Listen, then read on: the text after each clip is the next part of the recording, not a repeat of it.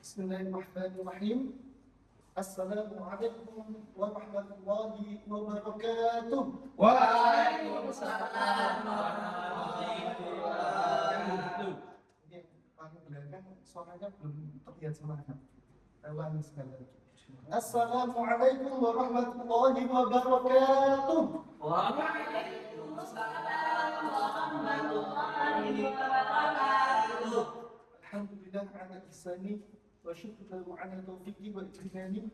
Asyhadu an la ilaha illallah wahdahu la syarika lahu wa asyhadu anna Muhammadan 'abduhu wa rasuluhu la nabiyya wa rasula ba'dahu. Amma ba'du. Baik, selamat siang teman-teman Sholi dan Sholiha semuanya. Apa kabarnya? Alhamdulillah. Kaifa halukum? Alhamdulillah. Baik, semoga siang ini kita semua dalam keadaan sehat, tidak ada kurang suatu apapun untuk bersama-sama thalabul ilmi di kelas tercinta kita ini. Baik, sebelum Bapak mulai pembelajaran, Bapak memastikan bahwa yang ada di sini ada murid Bapak, ya, jangan sampai murid tetangga masuk. Jadi Ustaz, Bapak harus pastikan dengan absensi.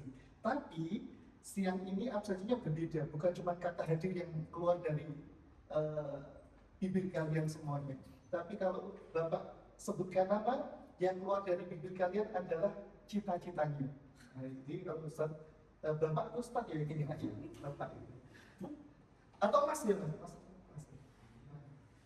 Baik, kalau Bapak absensi nama, sebutkan cita-citanya. Jadi Bapak hari ini mau dengar cita-cita kalian apa sih? Baik, yang pertama, Kak Fatih Sholi. Ya Pak, cita-citanya camat Pak.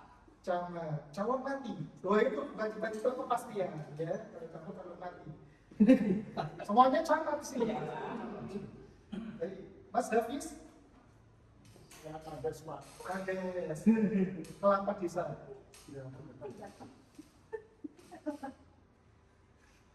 Mbak Roshidah Sonia.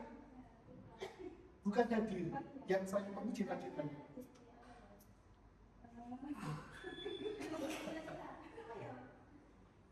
Kenapa aja Pak? Bupati. Berarti sedang mencari Pak Patinya. Mbak Dila. Orang sukses Pak. Orang sukses, baik lagi orang sukses. Mbak Sofi, Jadi guru Pak. menjadi guru, Masya Allah. Mbak Zian, ini menjadi istri yang Sofi kan? Masya Allah. Ini jadi apa Mbak Zian? Ibu rumah tangga yang baik, Masya Allah. Baik, saya nggak tiap hari.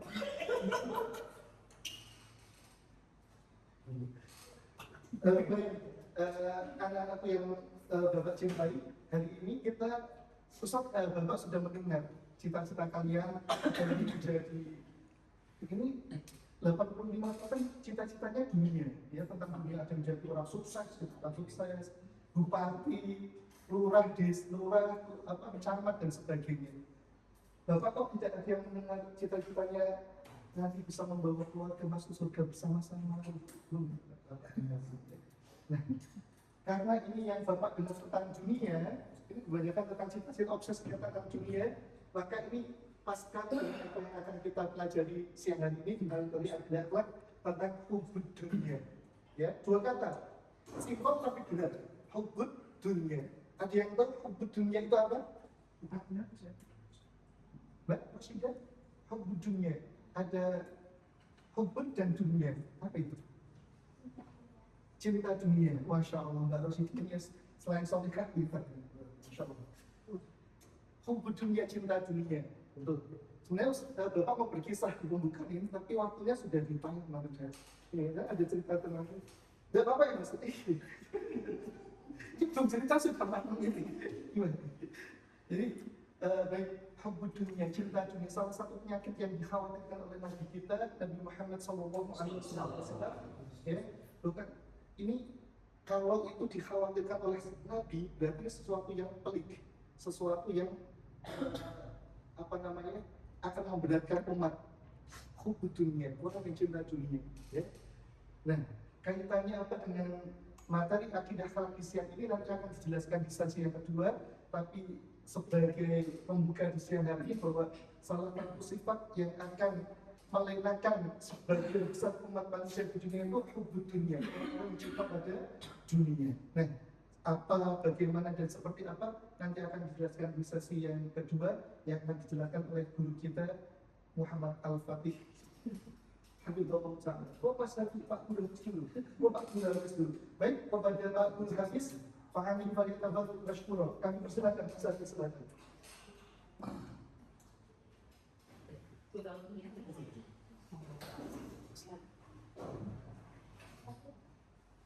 Baik teman-teman, assalamualaikum warahmatullahi wabarakatuh.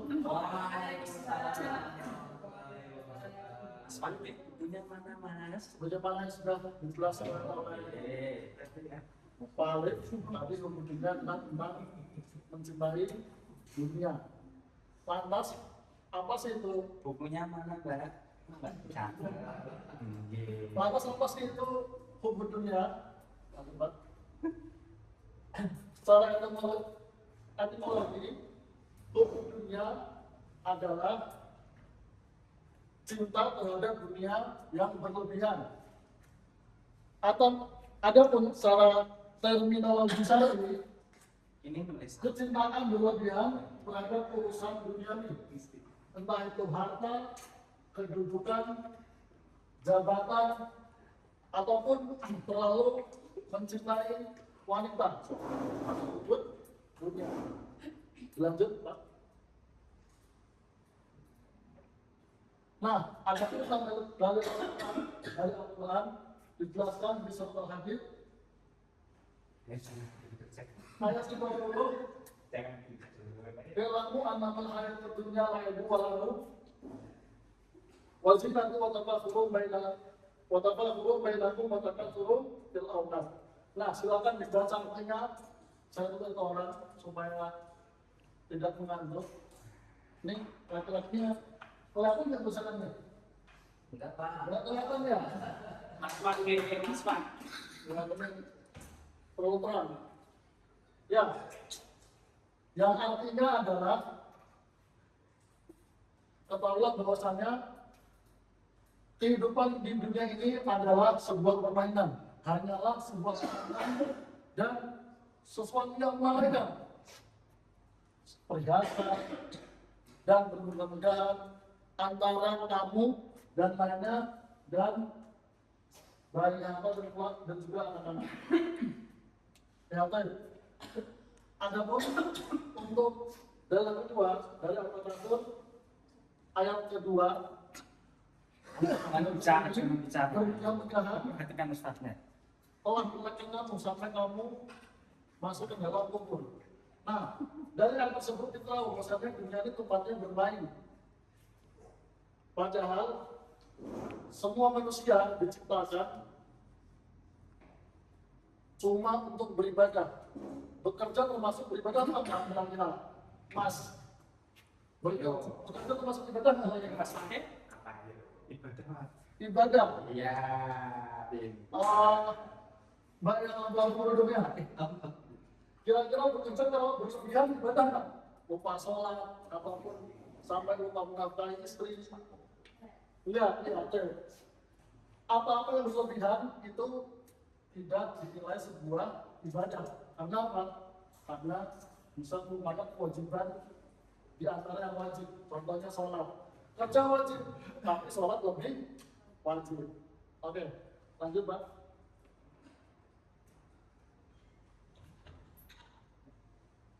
Nah, di sini ada hadis tentang hubud dunia. Ya, saya ingin menunjuk salah satu orang membacanya, tapi karena memang ada sedikit kesalahan yang tidak kelihatan saja, maka saya akan bacakan. Hadis yang pertama berbunyi, Al-hubud dunya maqsudul lil khati'ah. Nah, cinta dunia adalah pangkal induk segala kesalahan atau dosa. Diriwayatkan oleh Baihaqi. Nah, kenapa cinta dunia jadi pangkal kesalahan bagi manusia? Karena tadi saya sudah jelaskan bahwasanya dunia hanya tempat bermain, tempat singgah, nggak lebih dari itu. Jadi bagi teman-teman sekalian, boleh mencari dunia, boleh mengais rezeki, tapi ada batasnya. Yang mana batasnya mungkin sudah kita pelajari di pelajaran yang lainnya. Waktu azan, sholat. Waktunya sholat, jangan kerja seperti itu. Di hadis kedua, Rasulullah SAW bersabda, akan datang suatu zaman di mana Allah mencabut rasa takut dari hati musuh-musuh kalian dan menyebabkan wahyu kepada kalian. Nah, sahabat tanya nih, apa itu wahyu Rasulullah? Nabi menjawab, Rasulullah menjawab, cinta dunia dan takut mati. Nih, contohnya aja nih. Di Indonesia ini banyak koruptor. Mereka nggak takut di penjara, tapi takut dimiskin. Nah, itu salah satu contoh orang yang cinta terhadap dunia. Hukumnya pun sama. Di penjara tapi hartanya masih ada banyak, tidak dimiskinkan. Karena apa? Kalau mereka dimiskinkan, walaupun di penjara, itu membuat mereka lebih takut. Lanjut. Nah, ini ada ciri-ciri orang yang terkena hukum dunia. Silakan satu orang yang tunjuk agar bisa membaca ini. Silakan, Mas, berbagi cerita, dibaca ciri-cirinya. Di sini ada sekitar 7 ciri-ciri orang yang terkena hukum dunia. Maju Mas Fandi. Bisa maju? Mas Fandi maju. Nah, yang pertama ciri-ciri orang kita mengenal dunia, tujuan hidup dunia tergeser. cukup. Saya jelaskan dulu. Nah, di sini tujuan hidupnya tergeser. Kenapa? Karena kalau dia udah mikirin dunia, dia bakal lupa yang namanya akhirat. Mungkin ya sebenarnya dia kerja hidupnya untuk kerja. Nah, kalau tinggal untuk ibadah. Lanjut Mas Fakih. Yang kedua, Cara tidak halal. nah, cara yang tidak halal. Ini juga sering terjadi di Indonesia ya. Banyak orang-orang yang ingin cepat kaya, tapi usahanya halal. Contohnya aja kaum muda-muda sekarang. Mereka ingin cepat kaya, tapi caranya halal. Apa itu? Ada yang judol, ada yang sambung ayam di tempat saya, ada yang maling besi. Itu contohnya aja nih. Dan di sekitar kita, ini contohnya banyak banget. Nggak perlu di Indonesia, di Jogja lah banyak. Kalau mau kaya, tiba-tiba malam-malam jadi kelinting, begal orang. Kita sudah sangat-sangat sering melihat itu. Silakan selanjutnya Mas Fakih dibaca yang ketiga. Pikir dan pelit. Nah, pikiran pelit ini salah satu sifat-sifat orang yang hubub dunia. Kenapa kok bisa gitu? Tentunya mereka tidak ingin hartanya berkurang, walaupun untuk sedekah yang sedikit. Contohnya aja, waktu di hari Jumat itu kita lebih untuk bersedekah. Tapi karena orang yang kita pelit, nggak usah lah, tapi sedekah dikit, uang anak kurang, eman-eman. Nah, seperti itu. Adapun, ya lanjut Mas Fakih dibaca yang keempat. Serakah dan tamak. Nah, selanjutnya yang kedua serakah dan tamak. Dia sangat serakah dan tamak. Dia nggak mau kasih sesuatu yang bisa menjadi pintu rezekinya temannya. Contohnya saja, mungkin ketika dia sudah bekerja di suatu tempat, tapi tiba-tiba ada pekerjaan lainnya yang mana memang itu pekerjaannya side job lah bahasanya. Seharusnya dia bisa kasih temennya, tapi kalau dia mikir, wah ini apa nih, untung kalau bekerja ini orang yang dapat 10.000. Artinya apa? Dia nggak mau berdiri rendah, dikikil. Dia tahu dia ambil semua kerjaannya agar bisa memuaskan dirinya. Selanjutnya selanjutnya Ibadah terlupakan. nah, ini yang paling penting, ibadah perlu pakan. Ibadah terlupakan ini jadi sangat lumrah ya. Kita sering lihat di fenomena ini di kota Jogja. Kalau kita lihat driver ojek online, itu mereka berangkat dari pagi sampai gelap lagi, itu mereka lupa sholat. Padahal mereka ngetem di hajat itu. Tahu sesuai enggak? Ketika azan, mereka sibuk nungguin customer. Maka begitu ada. Nah, maka dari itu ibadah ini adalah hal yang penting, pokok dari semua pokok. Panut. Jadi nggak mungkin kita bisa meninggalkan sebuah ibadah hanya karena pekerjaan dunia. Nah, yang kita akan dibacakan oleh Mbak Syaril, Mbak Rosidi, yang kita silakan dibaca. Itu dari ke-6.